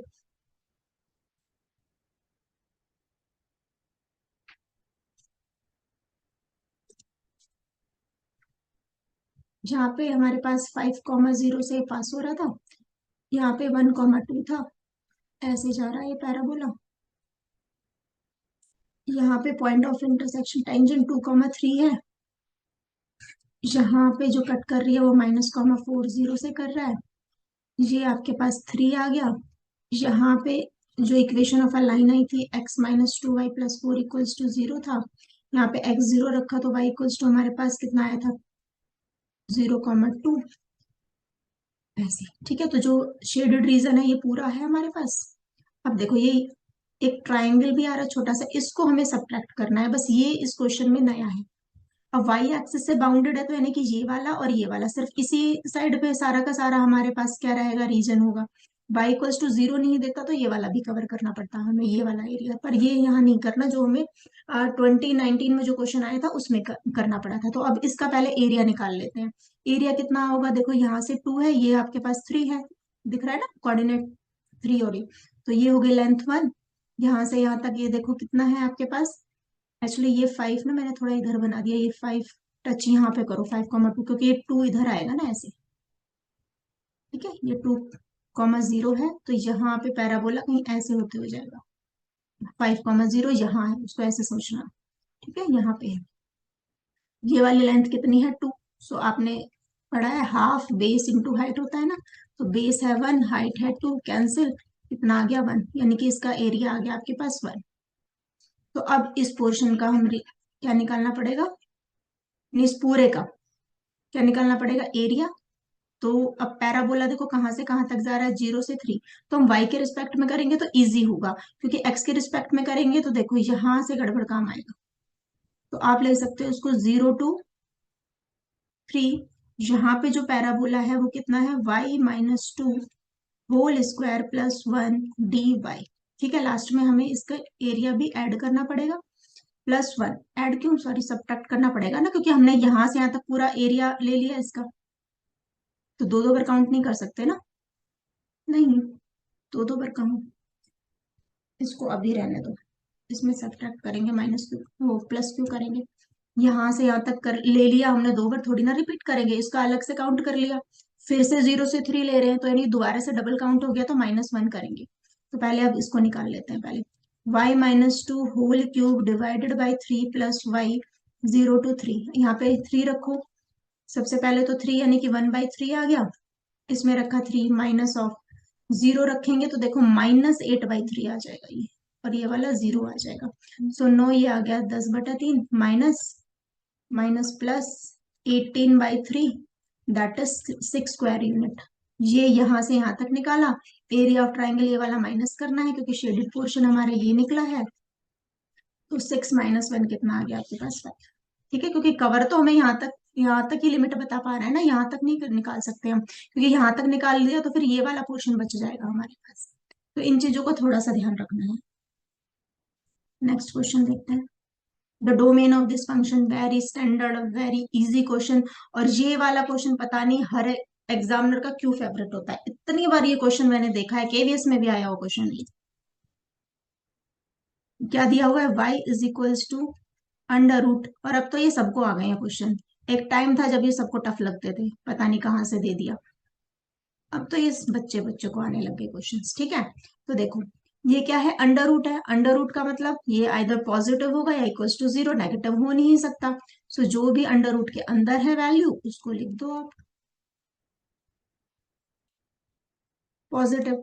अभी आपके पास बेस है, आपको फॉर्मेट हमेशा पता होगा ही, हमें पता ही होगा कैसे होता है। मान लो यहाँ पे लिखा हुआ है log e⁻x = y, तो क्या होता है, ये x यहाँ आ जाता है और ये e इसको अपनी पावर में ले लेता है उड़ के। ठीक है, e⁻y। सो आपके पास आ गया 5x² divided by 9 greater than equals to, यहाँ पे 10 है पावर 0, ये किसके इक्वल हो जाएगा 1, क्रॉस प्रोडक्ट कर दो 9, कितना आ गया आपके पास 5x - x² -9, इनइक्वालिटी चेंज हो जाएगी, +9 <0, 9 के फैक्टर कर लो, 5x - t, 3 3 9, भाई देखो यहाँ मिस्टेक कर दी मैंने, 5x - x², ये 4 है, मैं भी कहूँगी 9 कहाँ से आ गया, वो नहीं बन रहा है ना रूट, ये कितना आ गया 4, कितना आ जाएगा 4 और 1 -1 -1, सो x - 4 x - 1, baby curve method लगा दो, नेगेटिव चाहिए या वैसे भी ये चीजें यहाँ तक तो आपको पता ही होनी चाहिए, लेस देन है तो बीच वाला रीजन आएगा, प्लस माइनस प्लस, ये 1 है, ये आपके पास 4 है, नेगेटिव पोर्शन है, इक्वल टू भी है, तो ये वाले दोनों पॉइंट इंक्लूड होंगे, दैट इज 1, 4। ठीक है, यहाँ पे टाइम लग रहा है, एग्जाम में तो वो भी नहीं लगेगा।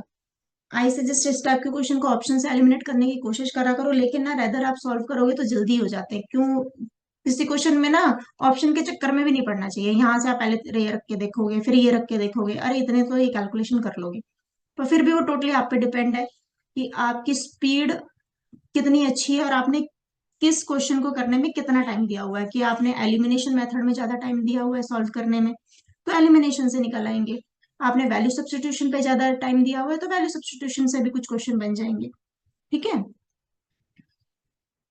तो मैथ्स का ना तो कॉन्सेप्ट अच्छे से करो, ये नहीं कि बस आप शॉर्टकट पे ही होके चले गए, वैल्यू सब्स्टिट्यूशन पे ही होके चले गए, ये चीजें तब होती है जब आपने कॉन्सेप्ट कर लिया है, अब आपका माइंड स्पीड से दौड़ेगा कि हम एलिमिनेशन भी कर सकते हैं, वैल्यू सब्स्टिट्यूशन से भी कर सकते हो, कॉन्सेप्ट ही नहीं पढ़ा और डायरेक्ट यहाँ से रख रहे हो, तो पहले तो कॉन्फिडेंस ही नहीं आएगा। डिमोटिवेट नहीं कर रही हूँ, it is a harsh reality of mathematics, maths में काहे का शॉर्टकट, हेल्प के लिए होते हैं, पूरी की पूरी मैथ शॉर्टकट पे बेस्ड नहीं होती कि आप शॉर्टकट फॉर्मूले करके चले जाओ, नहीं होता भाई ऐसे। ये y = log e x² dx है, ऑल राइट। अब ये वाला क्वेश्चन मेरे ख्याल से तो 12th लेवल का है, सबको आना चाहिए। दोबारा से करते हैं, क्या होता है आइलेट, पढ़ा हुआ है ना, ILATE, inverse, logarithm, algebraic, trigonometric, E for exponential. ठीक है, अब यहाँ पे आपके पास लॉग है तो सबसे पहले लॉगरिथम एल्जेब्रिक, क्योंकि लॉग का हमें इंटीग्रेशन तो मालूम नहीं, तो हम क्या करेंगे, इसको ऐसे लिखेंगे, बस कैलकुलेशन बेस्ड है, इंटू वन dx। ठीक है, एक स्टेप हम कर लेते हैं, यहाँ पे इंटीग्रेशन ऑफ लॉग एक्स निकाल के रख लेते हैं, हमारे लिए हेल्पफुल होगा, क्या होता है dx। तो इसको हम क्या करते हैं, पहले 1 × log e x पढ़ते हैं। मैं फॉर्मूला नहीं लिखा रही हूँ, आपको आना चाहिए। सबसे पहले हम क्या लिखेंगे यहाँ पे, log e x, इसलिए यहाँ मल्टीप्लाई कर लो, थोड़ा इजी होगा। log e x integration of 1 कितना हो जाएगा, x माइनस ऑफ, अब क्या करेंगे, इसका डेरिवेटिव करते हैं, सॉरी इसका डेरिवेटिव करेंगे 1/x, फिर से इसका जो 1 होता है इसका इंटीग्रेशन करेंगे, कितना आएगा x dx, ये कैंसिल। वैसे तो ये log x का फॉर्मूला आपको याद ही होना चाहिए, 1 बचेगा, इसका इंटीग्रेशन x, तो log x minus 1d plus c, ये आपका log x का इंटीग्रेशन होता है, ये आपको पता होना चाहिए, वैसे भी फॉर्मूला याद होना चाहिए, नहीं है तो मैंने सॉल्व करके दिखा दिया। अब यहाँ पे इसको मैंने लिखा 1, तो सबसे पहले आइलेट के अकॉर्डिंग, यानी कि जिसका डिफरेंशिएशन करना हो ना उसको पहले लिख दो, जिसका आपको डिफरेंशिएशन नोन हो। इंटीग्रेशन ऑफ 1 x हो गया, माइनस ऑफ बड़ा वाला इंटीग्रेशन लगाया, इसका डेरिवेटिव करोगे कितना आ जाएगा, 2 log, अब दोबारा से इसको रिपीट करोगे तो 1/x आ जाएगा। यहाँ पे यही सेम फंक्शन आ जाता है ना, इंटीग्रेशन ऑफ 1 करोगे x आ जाएगा dx, cancel. log e x whole square into X minus, ये सारा काम y में चल रहा है, equals to y, minus integration 2 log x dx, यहां से उठा के ये वाली वैल्यू रख दो। इस क्वेश्चन में थोड़ा सा ट्विस्ट है, जहां पे आप गड़बड़ कर सकते हो, तो वो मैं आपको बताती हूँ कहाँ। ये आ गया x log x माइनस का 1, ये इक्वल्स टू y में चल रहा है। अब देखो, अकॉर्डिंग टू, ये पहले x कॉमन आ गया, तो ये आ गया आपके पास y/x is equals to log e x whole square minus 2 log x + 1। अब देखो, हमारी जो हैबिट होती है ना, कई बार इतने, मतलब है तो वो अच्छी बात कि भाई हमें लॉग के सारे फॉर्मेट पता है, लेकिन यहाँ पे हमें थोड़ा सा दिक्कत क्रिएट करेगी, देखना कहाँ पे, -2 log e x whole square -2 log x। अब इस वाले क्वेश्चन में हम देखें, ऑप्शन से जाते हैं, तो पहले तो ये तो प्लस तो वैसे भी नहीं होना था, क्यों नहीं होना था, देखो ये तो पॉइंट है 1, 2 से, मान लो आप पास कराओगे ना इस पूरी इक्वेशन को, किसी भी इक्वेशन को देख लो, मान लो आप इससे ऑप्शन से जाते हैं इस क्वेश्चन को करने, तो y-2 आप रखते, तो जैसे ही आपने x इक्वल्स टू 1 रखा, 1 1 1, तो सारे के सारे 0 बन रहे थे। ठीक है, तो एक तो ये तरीका था कि ऑप्शन से तो हम जा नहीं सकते थे, ठीक है, क्योंकि कई बार तुक्के फिट हो जाते हैं, भी ऑप्शन से चले जाते हैं, और ये प्लस वाले वैसे ही एलिमिनेट हो जाते हैं, क्योंकि log 1 है यहाँ पे। चलो, जब यहाँ पे ये केस फेल हो गया तो आगे की बात नहीं करते। अब देखो, कई लोग क्या करेंगे इस क्वेश्चन में, यहां तक देखा और हमें हैबिट होती है क्या, 2 ले आए आगे, बिल्कुल ले आए, होल स्क्वायर, ये 2 log x है, log x कैंसिल, आंसर आ गया 0। ऑप्शन में एक भी काम नहीं। फिर देखेंगे मिसप्रिंट है, y/x-2, y/x-2, ऑप्शन तो कोई भी सेट नहीं हो रहा, क्या करें, चलो लगाई आते हैं थर्ड या दो में, इसमें से एक नंबर तो मिल ही जाएगा, क्या पता मिसप्रिंट मिसप्रिंट हो, एरर हो।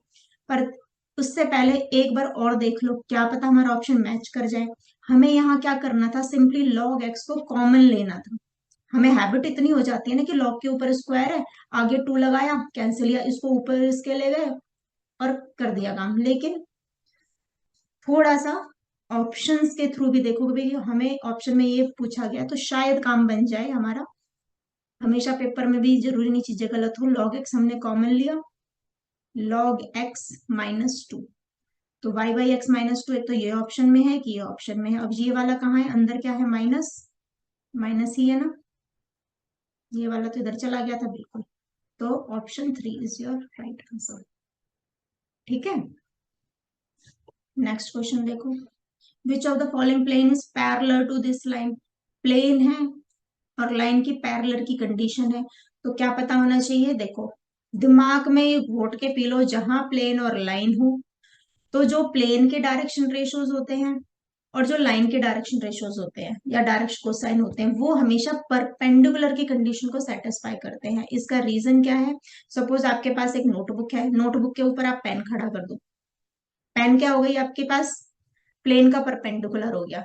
हो गया। अब इसके अंदर आप एक लाइन ड्रॉ करो, तो जो आपके पास प्लेन का परपेंडिकुलर है, परपेंडिकुलर क्या होता है? डायरेक्शन रेशियोज होते हैं ना प्लेन के, वो लाइन के ऊपर कौन सा एंगल बनाएंगे? 90 डिग्री का ही बनाएंगे ना। यानी आप ये सोच लो कि एक प्लेन है, प्लेन के ऊपर ही लाइन रखी हुई है, उसके ऊपर आपने पेन खड़ा कर दिया, तो प्लेन से तो ओ सॉरी मैंने उल्टा बोल गई, तो उसके साथ क्या होंगे? पैरेलल होंगे, क्योंकि लाइन जब आप पास कराओगे तो लाइन और उसका परपेंडिकुलर क्या हो जाएंगे आपस में?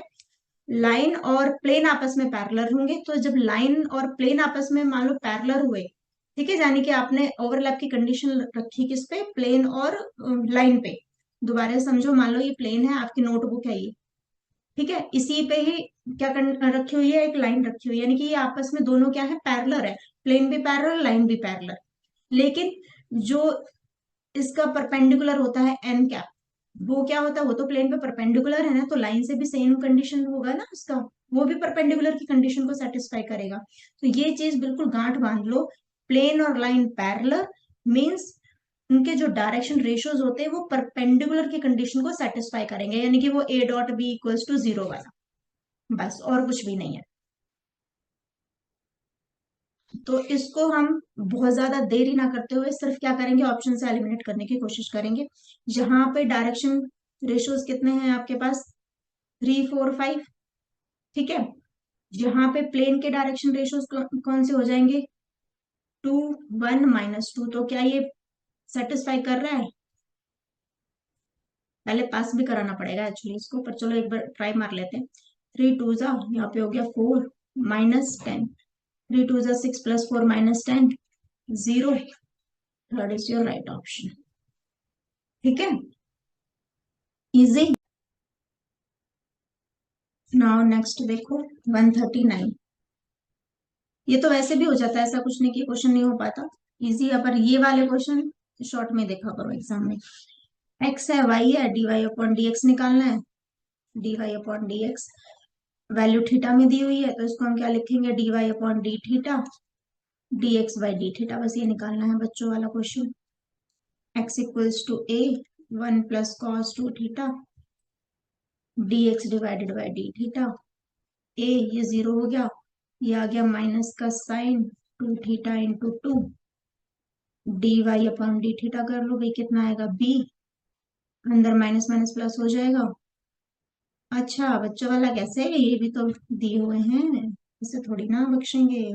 मैं भी सोचू बड़ा इजी क्वेश्चन दे दिया। चलो फटाफट करते हैं फिर इसको।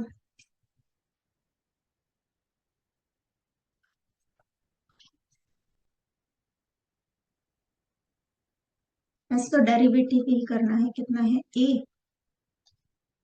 1 + cos 2 थीटा sin 2 थीटा, ठीक है, D X by D theta. इधर इसको आप अंदर मल्टीप्लीकेशन करके फिर कर लो, वो ज्यादा अच्छा रहेगा।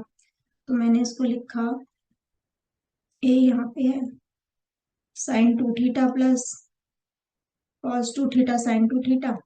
इसको क्या लिख सकते हैं हम? sin 4 theta divided by 2। मैं आपको हिंट देती हूँ इस क्वेश्चन की, करना आप, क्योंकि आपको डेरिवेटिव तो निकालना आता होगा। तो यहाँ पे मैंने लिखा है इसको ए sin 2 theta plus sin 4 theta divided by 2। अब इसका dx अपॉन डी थीटा निकाल देना है बस।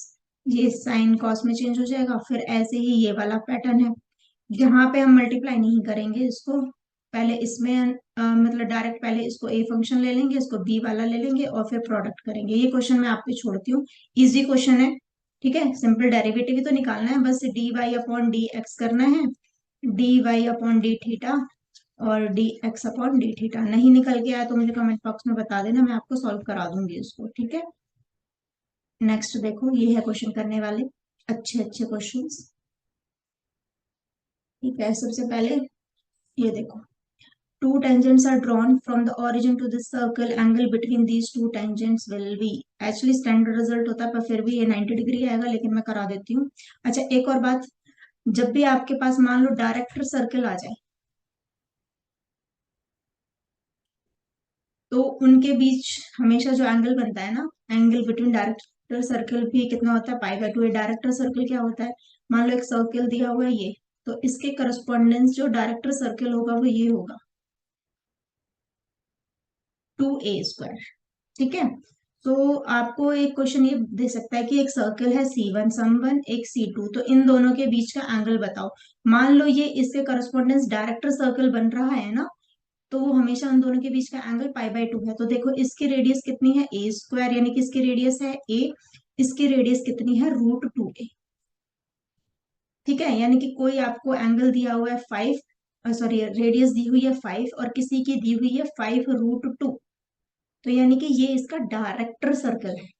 ठीक है, तो हो सकता है कि कोई आपकी रेडियस दी हुई हो, कोई आपके पास सर्कल दिया हो कि भाई इसकी इतनी रेडियस है, दूसरा सर्कल है उसकी रेडियस उसके √2 टाइम्स बन रही है, तो वो दोनों क्या कहलाएंगे आपस में, डायरेक्टर सर्कल। और डायरेक्टर सर्कल का मतलब उनके बीच का एंगल कितना होता है, ऑलवेज पाई बाय 290 डिग्री। ये आपको ध्यान रखना है। और एक ये रिजल्ट होता है कि ये सर्कल है, दो टेंजेंट्स है, ये जो टेंजेंट्स हैं सर्कल पे कहाँ से जा रही हैं, ओरिजिन से जा रही हैं, तो इन दोनों के टेंजेंट के बीच में जो एंगल बनता है वो कितना बनता है, 90 डिग्री। वो अभी हम देख लेते हैं कैसे। ये 9th क्लास के हिसाब से भी बन जाता क्वेश्चन, मतलब यदि वो सेंटर डायरेक्ट दे देता तो, क्योंकि 9th क्लास में हमें सेंटर निकालने नहीं आते ना इस वाले हेल्प से। अभी भी 9th स्टैंडर्ड के हिसाब से भी हो जाएगा, सेंटर हम निकालना अब तो जानते हैं ना। और जो अभी अपना 12th लेवल का है बेस है, वो भी उससे ही निकालेंगे। अब इस क्वेश्चन को देखो क्या दिया हुआ है, पहले तो सेंटर बता दो इसके क्या होंगे।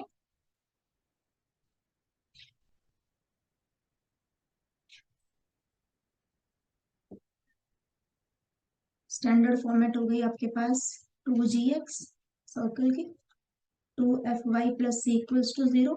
तो यहाँ से सेंटर होते हैं आपके पास -g और -f। g कितना आ जाएगा, -7, विच इज 7, ये आ जाएगा 1, तो -1, तो ये आ गया आपके पास सेंटर। अब क्या कह रहा है वो ये कहता है कि भाई यहाँ पे एक सेंटर दिया हुआ है ये, इससे एक लाइन ड्रॉ हो रही है, सॉरी एक टेंजेंट ड्रॉ हो रहा है और एक इससे टेंजेंट ड्रॉ हो रहा है, और ये दोनों कहाँ से जा रही है, two tangent drawn from the origin. Origin तो एक टेंजेंट की जो इक्वेशन होगी वो क्या होगी, y = mx, होती है ना equation of a line passing through the origin, यही होगी। देख लो 0 0 से, तो यानी कि ये वाली जो आपके पास टेंजेंट्स दी हुई है ना, वो दी हुई है y = mx टाइप। तो यहां से हम क्या निकाल सकते हैं, रेडियस निकाल सकते हैं इजिली, परपेंडिकुलर डिस्टेंस के फॉर्मेट से। एंगल पूछा हुआ है, एंगल का मतलब क्या होता है, हम एम की हेल्प से निकाल सकते हैं। ठीक है, होता है ना tan θ = angle between two lines, m1 - m2, 1 + m1 × m2। So angle between two lines हम कैसे भी निकाल सकते हैं इस वाले पैटर्न से, तो यानी कि हमें m तो निकालना पड़ेगा। m हमें यहाँ नजर आ रहा है, वैसे इतना डीप निकलेगा नहीं, ये तो बहुत इजिली निकल जाएगा। तो परपेंडिकुलर डिस्टेंस कैसे निकलती है, दिस इज रेडियस, r कितना है यहाँ से, y - mx, 7 - 1, बिल्कुल ठीक। ये कितना आ जाएगा, √1 + m² आ जाएगा। रेडियस कितनी है यहाँ से, देखो रेडियस का फॉर्मेट होता है √g² + f² - c, that is 49 + 1, c कितना दिया हुआ, -25, 50 में से 25 गए 25, √25 यानी कि 5, तो ये दिया हुआ रेडियस 5 दी हुई है। 7 पास करा दो और -1 पास करा दो, -1 ही है ना, तो ये आ गया -1, -7 आएगा ना यहाँ पे, राइट, ये मॉडुलस है 7m / 1 + m², मॉडुलस है तो ये प्लस में आ गया, 1 + 7m = 5 √1 + m। Hope it's clear. तो अब यहाँ से क्या करना है वो देख लेते हैं। इनटू में कितना है, स्क्वायरिंग ऑन बोथ साइड, ये आ जाएगा आपके पास 1 + m² = 1 + 7m। 25 + 25m² -1 - 7m = 0, तो ये आ गया 25m² -7m + 24 = 0, तो यही आ रहा है। देखो कहीं तो कुछ गड़बड़ी है, ये 25 है ना, मैंने 5 को लिख दिया, हाँ ये 25 ही है, ये 25, ये 1 + 7m ही है। स्क्वायरिंग ऑन बोथ साइड करेंगे तो भाई ये भी तो स्क्वायर होगा। ठीक है, अभी दूसरे पेज पे करते हैं इसको।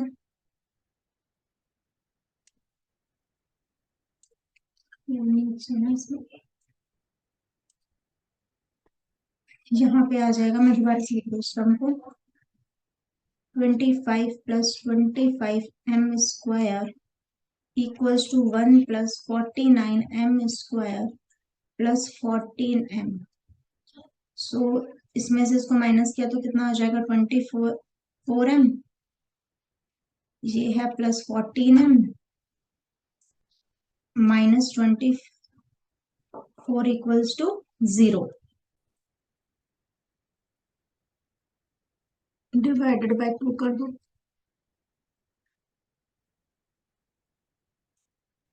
12 कितना हो जाएगा, 144, दैट इज माइनस का 16 निम्न 144 होता है ना। इसके रूट्स देखो क्या आएंगे,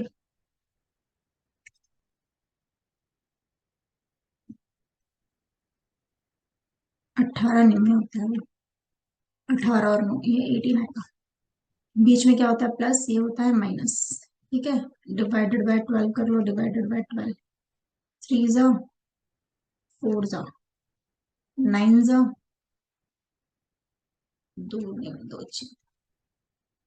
3 3 जा एंड 3 2 जा। इनको अपोजिट करके लिखोगे, m कितना आ जाएगा आपके पास, एक आएगा। ये 1/2 यहीं से कर लेते हैं, दोबारा से करना पड़ेगा। कितना है, 144 था। ठीक है, 18 और -9 थे। कोफिशिएंट कितना है, 12, मैंने कर दिया 12, यहाँ पे भी 12। 3 3 9 3 चौक 12, 6 3 18, 6 दूनी 12।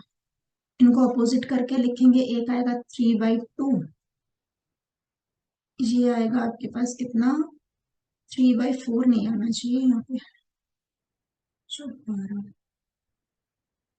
3 6 18, 3 चौक 12। ये क्या हो गया, अरे 18 और 12 कैंसिल नहीं हो रहा है, तो उन्हें में 18, 2 6 12, 3 दूनी 6, 3 3 2 ही तो आएगा। यहाँ पे भी 2 आना चाहिए, नहीं तो वो क्वेश्चन निकलेगा नहीं।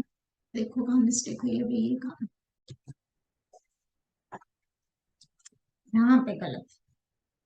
टेबल मेरी इतनी खराब है नहीं, आज होगी गड़बड़।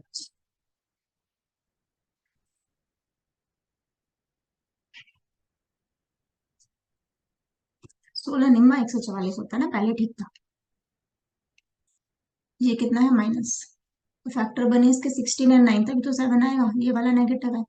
एक कोफिशिएंट को मैंने डिवाइड कर दिया, 3 3 जा 3 4 जा 4 चौक 16, 4 3 12 आ गया। तो यहाँ से आपके पास क्या फैक्टर्स आ गए, इनको अपोजिट करके लिख दो। एक इनको एक एक को m1 ले लो, कितना आ गया 4/3 माइनस का, दूसरा m2 आ गया आपके पास 3/4, साइन अपोजिट करके लिख देते हैं। अब देखो लकीली रिलेशन क्या आ गया, इन दोनों को आप प्रोडक्ट करोगे, m1 इंटू m2 कितना आ रहा है आपके पास, -1। तो ऑप्शन में क्या आ गया, ये आ गया आपके पास 90 डिग्री। ठीक है, बस थोड़ा सा कॉन्शियस रहना, मेरी तरह ही मूर्खता नहीं करना। हो जाता है एक्चुअली यहाँ बोर्ड पे ना, इतनी अदरवाइज होता नहीं है मिस्टेक, जब हम खुद करने बैठते हैं फुल कंसंट्रेशन से, वो भी एग्जाम में। सो पता चल गया होगा कि मान लो 2 टेंजेंट्स ड्रॉन है कहाँ से, सर्कल से, तो हमेशा इनके बीच का एंगल कितना होता है, 90 डिग्री।